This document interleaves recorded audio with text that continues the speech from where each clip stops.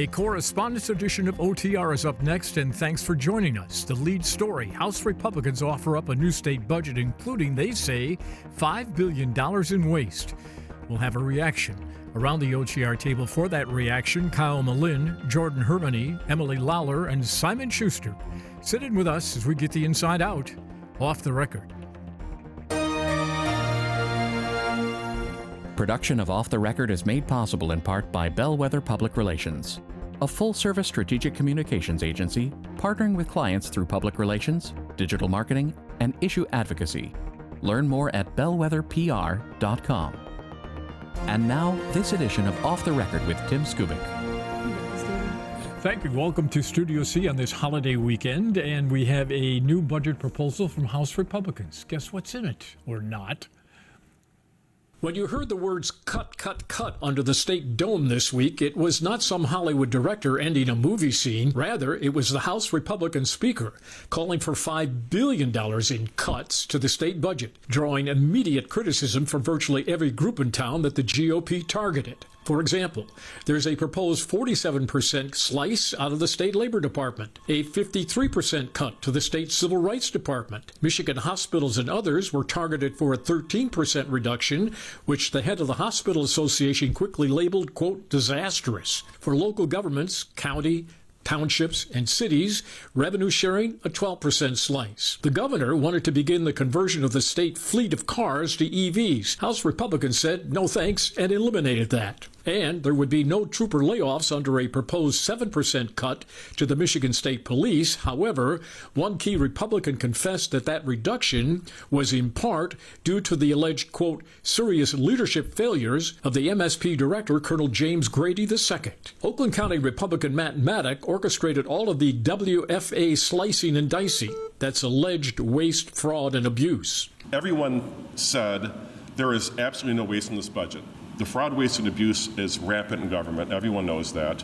And I am ecstatic to say that we've come to you, Michigan taxpayers and workers, cutting over $5 billion worth of fraud, waste, and abuse in our government. The Senate Democratic leader, Winnie Brinks, meanwhile, expressed hope that now some serious budget give and take can occur, but, quote, the games and distractions need to end. House Democrat Julie Brixey says the good news here in all these cuts is that now some serious talks can begin.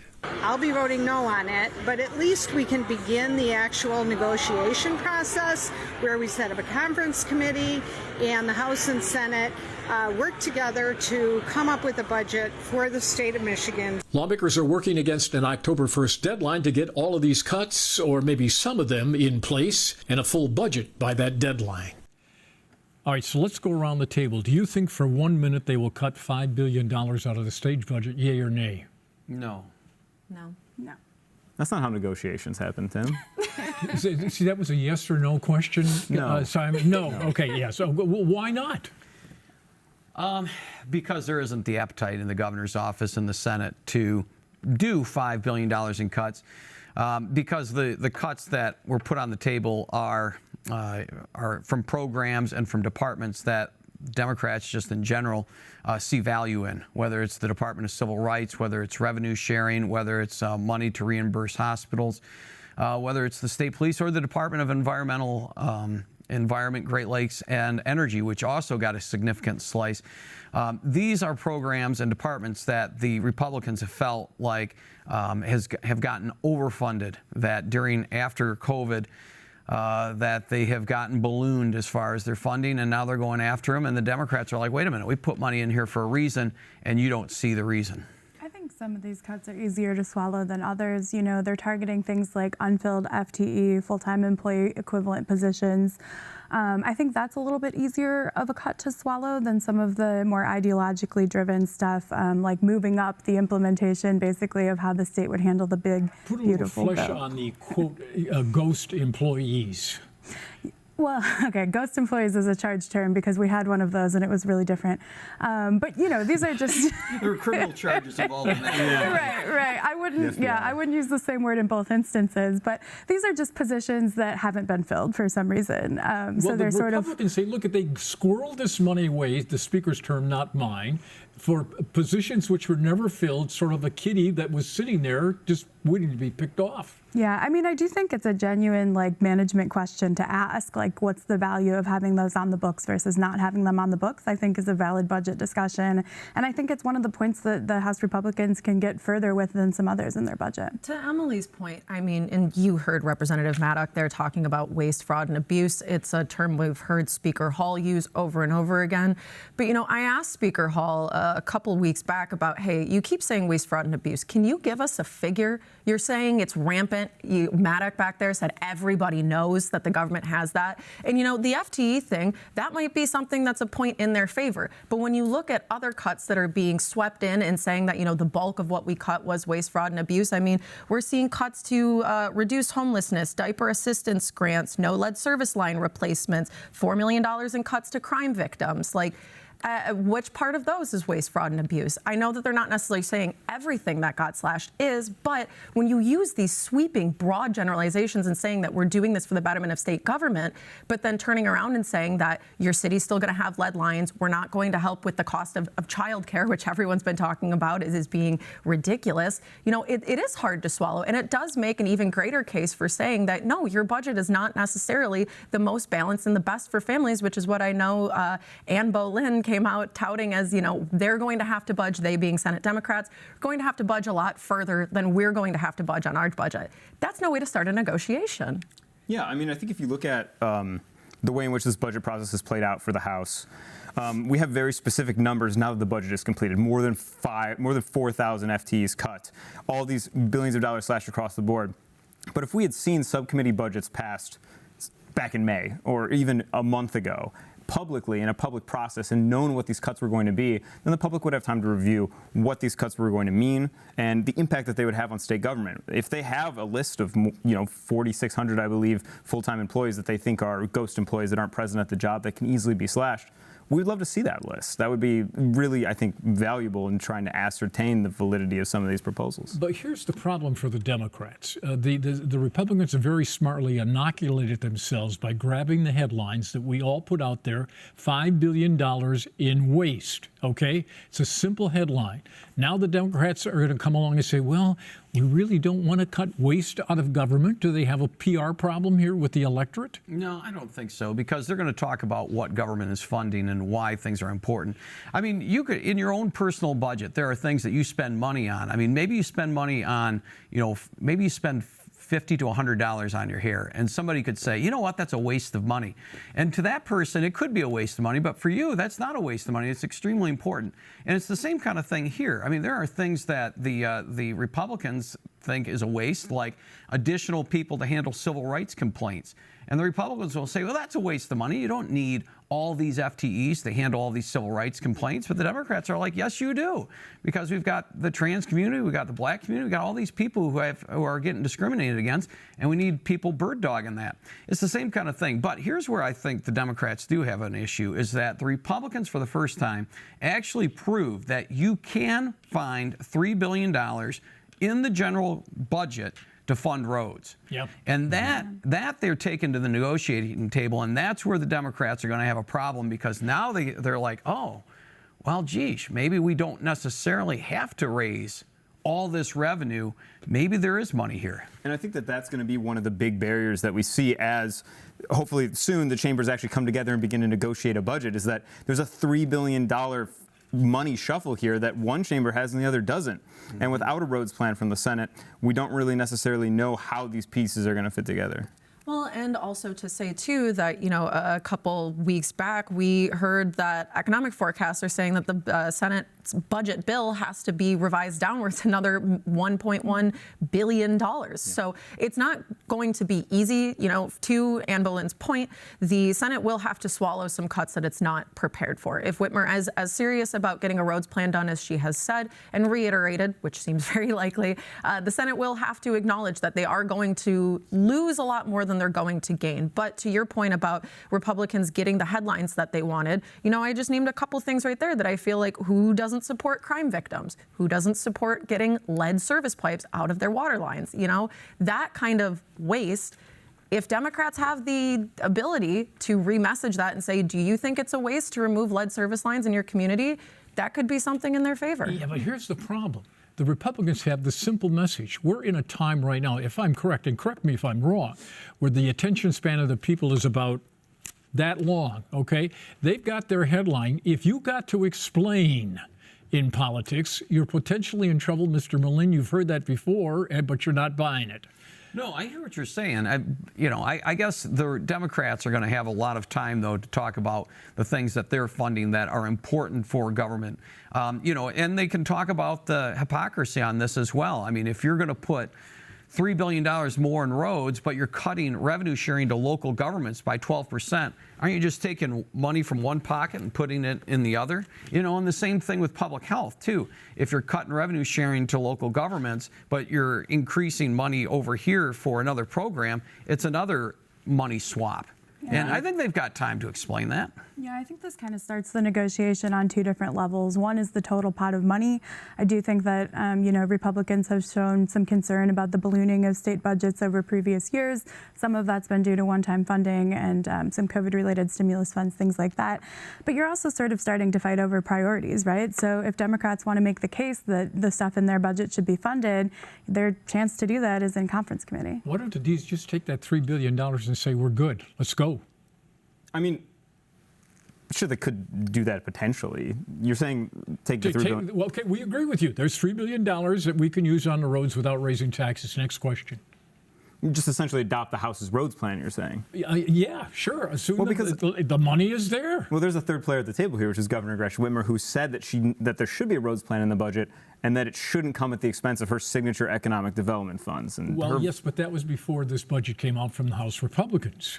Yeah, but the roads plan has been present here for a number of months. It's no surprise. And Whitmer has publicly said that, while she and Speaker Hall, and he will be the first to tout this quote, that they're the only two leaders with, quote, the guts and the brains to propose a road plan. I mean, Whitmer has come out and said that the roads plan that the House has proposed does leave a lot to be desired. So it's not even as though, for as much as Speaker Hall does, and rightfully so, shows, he has a relationship with Governor Gretchen Whitmer, especially a public one. I mean, they don't agree on everything. They may be able to get into the room, but that doesn't necessarily mean that she's going to also go along with everything he says all of the time. A couple other things here, too. I mean, I think that this gives the Democrats a roadmap to make some cuts, but it also sets the groundwork for future budgets for Republicans in that they're not going to get everything they want here. But I think we're going to see a lot of these things next year. We're going to see if the Republicans take majority and Hall is the speaker again next term, we're going to see these that term and the term after. So this kind of sets the groundwork for a continued drumbeat on a mathematics and Bolin type of budget that's going to, I think, we're going to continue to hear about in the years to come. Yeah, I think we should make no mistake here that the fact that we have less than 5 weeks until the end of the fiscal year, that we're just seeing a budget from the House Republicans is not solely due to, say, dysfunction or incompetence. Time here is a negotiating tactic. And when you have two sides that are Democratic, one that are Republican, and you're able to stake out a position that is sort of pretty far out from where Democrats are at in terms of cuts, it works to your advantage. Well, do the Republicans get credit for going over, as the chair of the House Appropriations Committee said, line by line? That's why it took so long to get here. I don't remember anybody in the budget process saying we went over every line in the budget looking for waste. Can you remember anybody saying that? I don't know if they've said it, but I'm sure that there are people who have. I mean, those budget documents are thick and weighty, as I'm sure all of us who have accidentally gotten stuck with them can attest to. But I do think that, they really did look for some unconventional cuts, and that could work to their advantage. You're putting people on the spot to defend programs that maybe they've just kind of automatically been rubber stamping for years. Yeah, I think that we're seeing perhaps the emergence of a new dynamic in the legislature with the reform of term limits where people can survive longer in a single chamber. We might see a more active oversight function regardless of the party that's in power. This means that there's going to be legislatures in appropriations committees and subcommittees that might have knowledge and maintain that knowledge of individual programs and be able to decide year after year whether this is a good use of taxpayer dollars. Well, and for a caucus in a party that has since the beginning said that they're striving to be, the most transparent that they can be, keeping all of this away until the 11th hour and then shoving it through in one day, passing it and giving reporters, and not just reporters, but people on the floor voting on it. Pages. And, you know, the people at home, no ability to look over any of this. I mean, yeah, to Simon's point when we were talking a second ago about these like FTEs, and Emily's point, the ghost FTEs, if that's true, show me. If that's true, lay it out. You know, if you want to say that you're being incredibly transparent, then be transparent, because right now this kind of is working against what you staked yourself out to be. Yeah, I don't disagree with that, but at least they shoved it to us at 5 o'clock as opposed to midnight, which we've had in the past, where they've given us a whole document at midnight. 7 hours. What are you griping about, right? Right. I mean, at least we got it while we were awake. I mean, I guess that's an improvement. So, I mean, in that regard, the transparency, I think it's still questionable, because it should have gone through the traditional process. But I will say, to your point, do they get credit for going line by line? I think the answer to that is yes. I think they do get credit for that, because in the past, you know, we've got this very scripted way to get a budget done. And really, these subcommittee chairs, just historically, have what, a month, 2 months to go through these budgets, and that's just enough time to have all these special interest groups come into your office and say why we need this program and that program.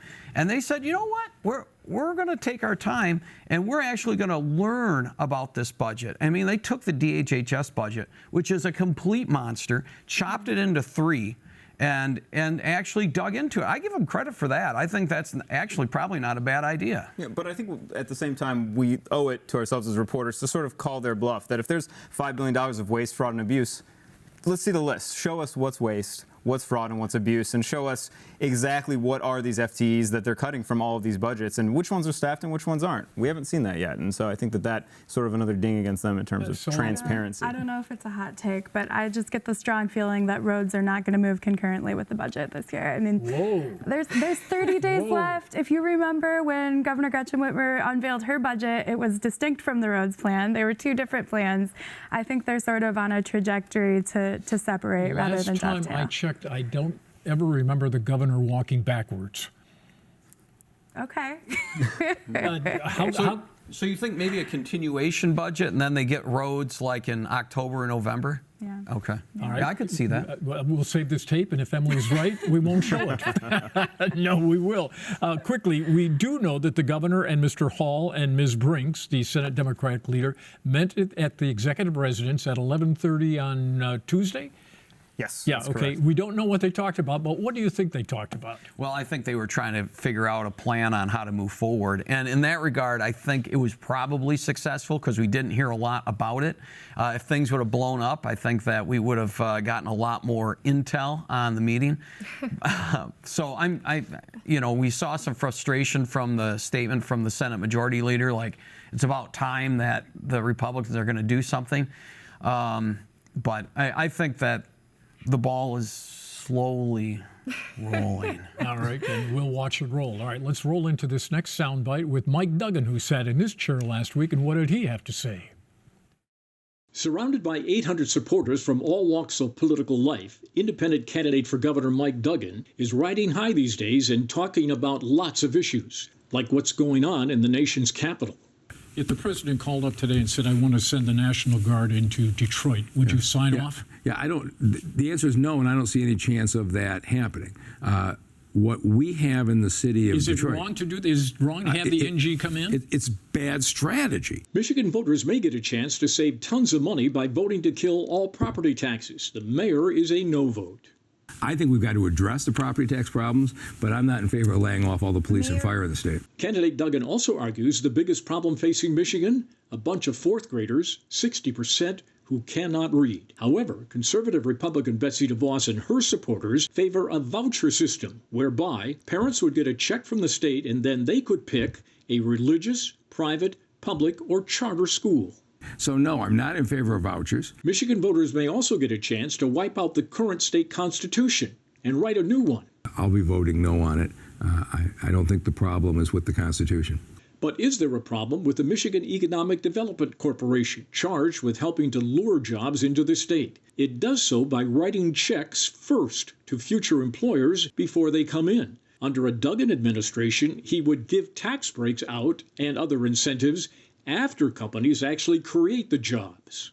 So the days of the check up front are over if you get in? Yes. I mean, it would take an extraordinary case to be a check up front. Mr. Duggan learned lots about the political game at the knee of former Wayne County Executive Ed McNamara. And along the way, Mr. Duggan would horse trade to get what his boss wanted. That is, he would give something to get something in return. Would he do that as governor? I've been in this business for 40 years, and so I would never horse trade for something I thought was wrong. But if I thought there was a meritorious project that got moved up in the priority list, those are the kinds of agreements you make every day to build coalitions. Finally, Mr. Duggan reports so far he's received 6 or 8 phone calls from folks who want to be his running mate. So, Mr. Mayor, cough up the names, please. I don't want to rat people out who are calling. Duly noted. All right, so... You almost got him, Scoop. Oh, yeah, close but no cigar. What did you make of that? Yeah, I mean, it was an interesting interview. I loved your guys' questions because this is a candidate who we're all learning about, right? When you have an independent, they don't fall neatly into a party paradigm. I think there are a lot of assumptions we make about Republican and Democratic candidates that you just can't make about Mike Duggan. Up to this point, he has gotten away from answering a lot of questions because he's still talking about this, I'm different, blah, blah, blah, blah. What did you make of it? I mean, I think that as to, a credit to his candidacy, there was a little bit of something in there for everybody. He talked about needing to review how the state handles its economic incentives. At the same time, though, he talked about how he did not support taking away property taxes entirely because it funds, your public safety, your zoos, your libraries. That's something that a family would want to have. He talked about, a number of things, the horse trading stuff, for instance, where, to his credit, I feel like a standard, run-of-the-mill politician would immediately say, no, I'm better than that, whatever. He left the door open. He was honest. He said, if I thought it was something that could be a benefit to the state, I'm not going to tell you I wouldn't think about horse trading for it, because that's kind of how politics works. And I think it's a little refreshing to hear from people saying, yes, politics isn't always the cleanest, healthiest, easiest thing to do, but if it's for the betterment of the state, I'm willing to get my hands dirty for you. Yeah, I think that there's a lot that we don't know about Mike Duggan as a statewide candidate, right? And it's really important to note that how much of our national political discourse, which is now our state political discourse, is defined by the culture wars these days. I think back to 10 years ago when I was a college newspaper reporter trying to get Rick Snyder, 4 years in as governor, to take a stance on gay marriage in an interview, and he refused to take a position. I don't think that Mike Duggan could necessarily get away with that today just because of how much more engaged everyday people are in the minutia of social issues. By the way, your friend Rick Snyder also refused to say that he horse traded. He absolutely, guess what? There were no horses in Ann Arbor, but he was trading something. Go ahead, Kyle. Well, my big takeaway is that he answered all the questions. Yes. I mean, I felt like you got a clear answer, yes, no, or I'm not going to answer that question. He started to fog at the beginning a little bit on the horse trading question because I assume nobody's ever asked him that. Mm-hmm. Okay, which you like to do first impression questions because they have to think on their feet. Okay, and it says a lot. But eventually brought him back to it, and he gave a very good answer, okay? Yeah, no, I mean, and that's, I think, what gets to the core of, especially as somebody who's trying to position himself as a guy who's for people fed up with politics. Right there, you have a politician who's answering things outright, who's not snaking around the question and will openly tell you, yeah, I'm not going to answer that right now. I'm not going to tell you who my LG picks are right now. I'm not going to rat them out. I'm not ready. Here was a date, though, that I think I might be ready by. You'll know before, because here's the filing deadline. For somebody at home who's seeing Mike Duggan for the first time, that has to be a breath of fresh air. Yeah, and I think that's actually a really important question because a big question in my mind is how Duggan works with the legislature. And I know you guys got into a little bit like what party breakdown would you prefer and things like that. But and he handled that perfectly. He said, I'm not going to offend anybody. I'm not going to pick up sides. I'll play with the cards that I'm dealt. Yeah, but I do think that he's kind of coming from this executive background, right? Detroit's obviously a strong mayoral system. He has this hospital background.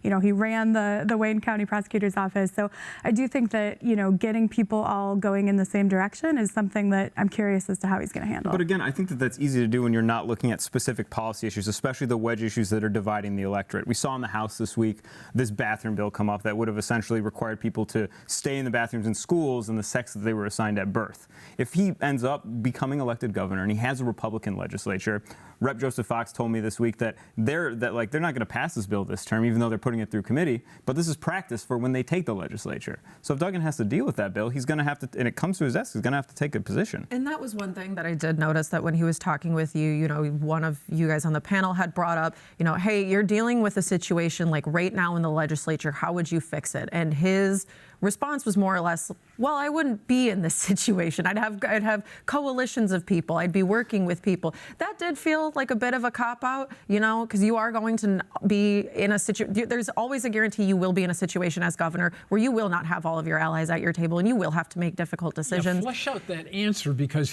what he basically said, this coalition which is now supporting me will help me get legislation through. I mean, really?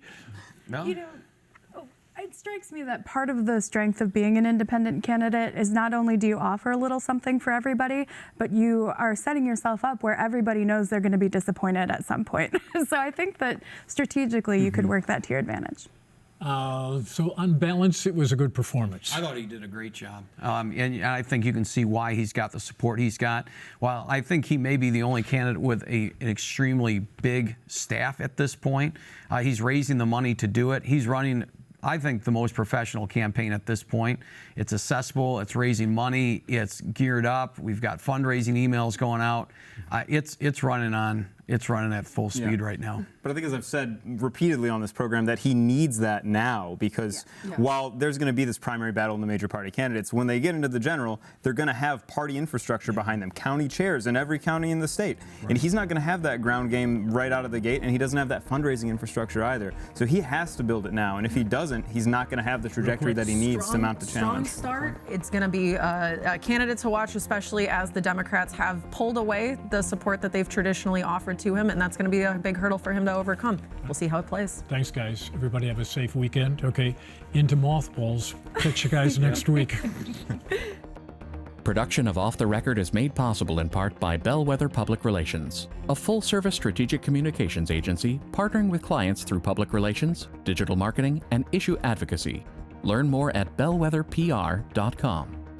For more Off the Record, visit WKAR.org. Michigan public television stations have contributed to the production costs of Off the Record.